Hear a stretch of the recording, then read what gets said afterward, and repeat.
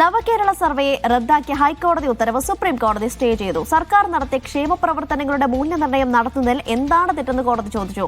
ഹൈക്കോടതി ഇടപെടൽ സുപ്രീം കോടതി പരിശോധിക്കണമെന്ന് കേരളത്തിന് വേണ്ടി ഹാജരായ കപിൽ സിബൽ ആവശ്യപ്പെട്ടു. ഡി ധനസുമോദും സെയ്ഫ് സൈനാബ്ദീനും ചേരും. ആദ്യം ഡി ധനസുമോദിലേക്കാണ്. സുമോദ്, ഹൈക്കോടതി നടത്തിയ ചില പരാമർശങ്ങളുണ്ട്, കണ്ടെത്തലുകളുണ്ട്. അതിനൊക്കെ പൂർണ്ണമായും തള്ളുകയാണ് സുപ്രീം കോടതി ഇന്ന് ചെയ്തിരിക്കുന്നത്.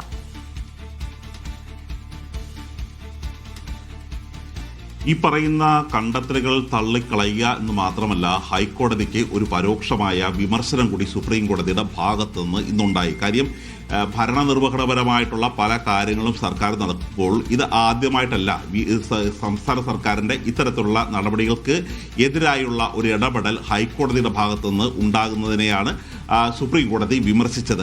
ഇപ്പോൾ പ്രധാനമായും ഹർജിക്കാർ ഉന്നയിച്ചത് ഇത് 20 കോടി രൂപ മുടക്കിയാണ് ഇത്തരത്തിലുള്ള ഇത് നടത്തുന്നത്. മാത്രമല്ല, ഇത് ഔദ്യോഗികമായി തന്നെ മന്ത്രിസഭാ യോഗം അംഗീകരിക്കുന്നതിന് മുമ്പ് ഒരു പാർട്ടി സെക്രട്ടറി തന്നെ ഇക്കാര്യങ്ങൾ അറിയിക്കുകയാണ് എന്നുള്ളൊരു കാര്യം പറഞ്ഞു. അപ്പോൾ തെരഞ്ഞെടുപ്പ് അടുക്കുമ്പോഴാണ് ഇത്തരത്തിലുള്ള ഒരു പ്രവർത്തനവുമായി മുന്നോട്ട് പോകുന്നത് എന്നുള്ളൊരു കാര്യമാണ് പറഞ്ഞത്. അതിൽ എന്താണ് തെറ്റ് എന്നുള്ളൊരു കാര്യമാണ് ചീഫ് ജസ്റ്റിസ് ചോദിച്ചത്. ചന്ദ്രകാന്ത് ചീഫ് ജസ്റ്റിസ് സൂര്യകാന്ത് ചോദിച്ചത്.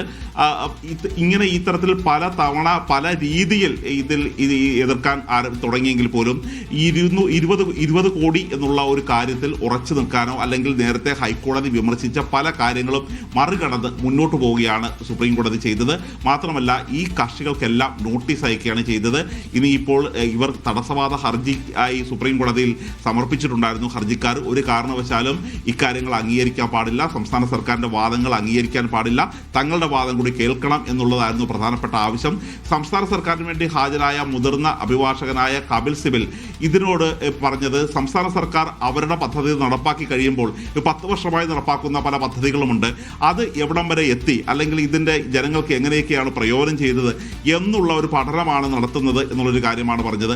അങ്ങനെ ഒരു ഹിതപരിശോധന സംസ്ഥാന സർക്കാർ നടത്തുകയാണെങ്കിൽ അത് എന്തിനു നിയന്ത്രിക്കണം എന്നുള്ള ഒരു ചോദ്യം തന്നെയാണ് സുപ്രീം കോടതിയിൽ നിന്നും ഉണ്ടായത്. സംസ്ഥാന സർക്കാരിന് ഹൈക്കോടതിയിൽ നിന്ന് വലിയ തരത്തിലുള്ള ഒരു തിരിച്ചടിയേറ്റെങ്കിലും വലിയ തരത്തിലുള്ള മറ്റൊരു ആശ്വാസമാണ് ഇപ്പോൾ സുപ്രീം കോടതിയിൽ നിന്നും ഉണ്ടായിരിക്കുന്നത്.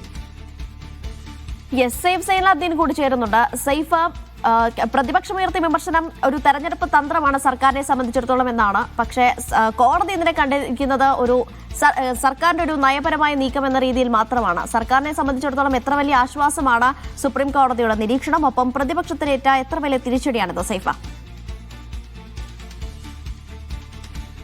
ഇത് സംസ്ഥാന സർക്കാരിനെ സംബന്ധിച്ച് നോക്കുകയാണെങ്കിൽ അനീഷ, വലിയ ആശ്വാസം നൽകുന്ന ഒരു തീരുമാനമാണ് പരമോന്നത കോടതിയിൽ നിന്ന് ഉണ്ടാകുന്നത്.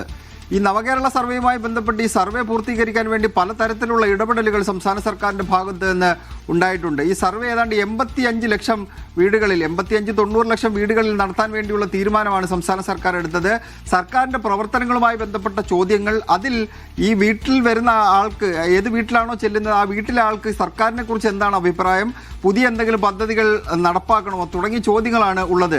ജനങ്ങളിൽ നിന്ന് അഭിപ്രായം തേടിക്കൊണ്ട് ഒരു പ്രകടന പത്രിക തയ്യാറാക്കുക എന്നുള്ളതായിരിക്കും ഒരുപക്ഷെ സംസ്ഥാന സർക്കാർ അല്ലെങ്കിൽ CPM ലക്ഷ്യം വെച്ചത്. അതുകൊണ്ടാണ് പാർട്ടി തലത്തിലൂടെ അത് പോകട്ടെ എന്ന് തീരുമാനമെടുത്തുകൊണ്ട് പാർട്ടിക്കൊരു കത്ത് നൽകുകയും പാർട്ടി അത് കീഴ്ഘടകങ്ങളിലേക്ക് എത്തിക്കുകയും ചെയ്തത്.